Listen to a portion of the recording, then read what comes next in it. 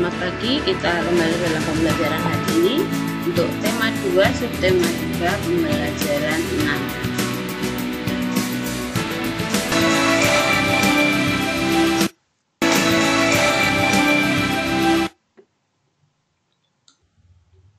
6. Beberapa hari yang lalu kita sudah menjelaskan tentang bahwa buah-buahan selain bisa untuk dimakan, tapi juga bisa sebagai bahan energi listrik.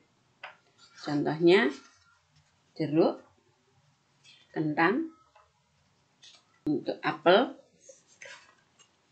Selain bermanfaat untuk dikonsumsi, jeruk, apel, dan kentang dapat juga digunakan sebagai sumber energi alternatif. 3 potongan jeruk, apel, dan kentang, kemudian beberapa potong kabel. Sudah Ibu jelaskan bagaimana caranya.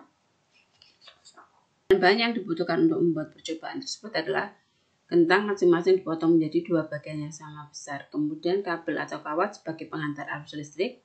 Kamu dapat menggunakan kabel atau kawat dari percobaan yang sebelumnya.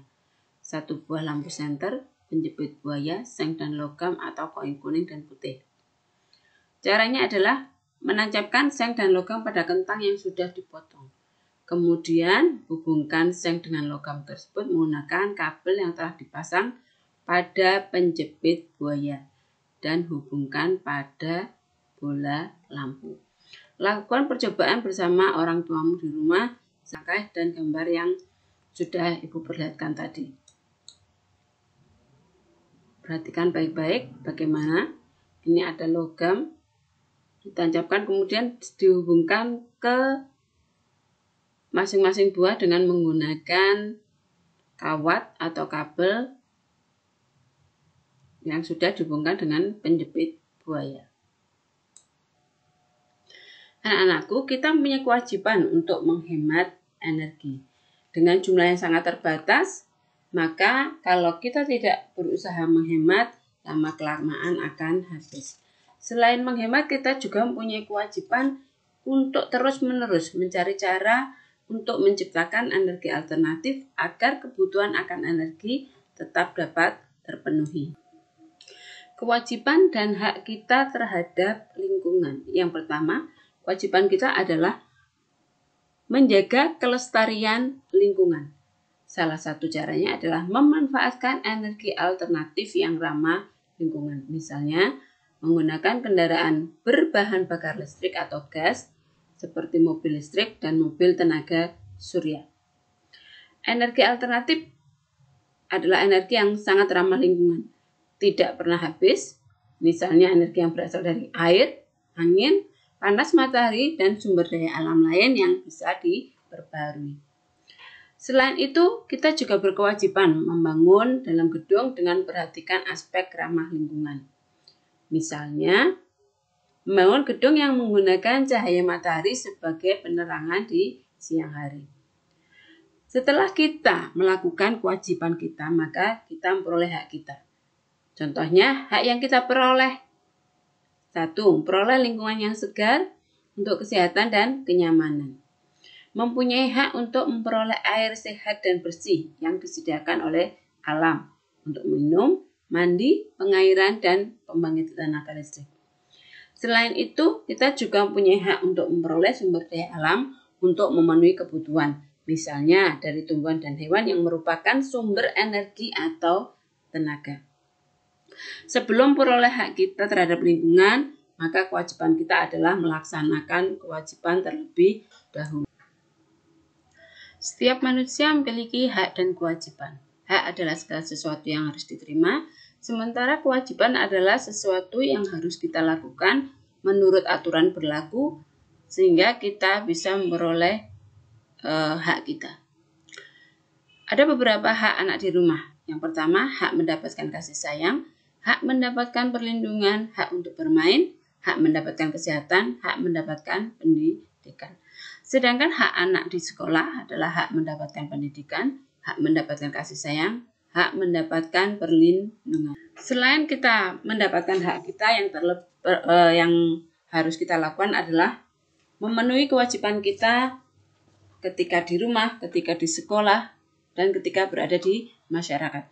Kewajiban anak di rumah adalah kewajiban belajar, membantu orang tua. Kewajiban anak di sekolah mematuhi tata tertib sekolah, menghormati dan mematuhi nasihat guru, menjaga kebersihan sekolah. Sedangkan hak dan kewajiban anak di masyarakat bahwa karena anak-anak juga merupakan bagian dari warga masyarakat, oleh karena itu juga memiliki hak dan kewajiban. Anak berhak mengembangkan kemampuannya di masyarakat, baik dalam bentuk hobi atau kegemaran, ataupun kemampuan untuk bersosialisasi.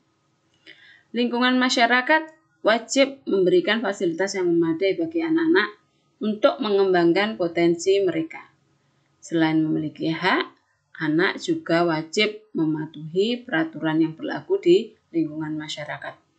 Anak harus belajar tertib, tidak mengganggu orang lain saat mereka bermain, juga harus senantiasa menjaga kebersihan lingkungan sekitar sehingga suasana tempat tinggal menjadi lebih nyaman. Untuk mengingat kembali beberapa pembelajaran yang telah lalu tentang energi alternatif, perlu Ibu ingatkan kembali bahwa ada beberapa energi alternatif yang bisa kita manfaatkan karena sumber daya tersebut tersedia dalam jumlah yang besar dan bisa kita manfaatkan dengan baik. Contohnya bahan bakar bio manfaatnya sebagai biodiesel sebagai pengganti solar, bioetanol sebagai pengganti bensin, biogas untuk memasak. Sedangkan sinar matahari bisa kita manfaatkan untuk memanaskan air, memanaskan ruangan, juga sebagai sumber cahaya yang paling besar di bumi ini.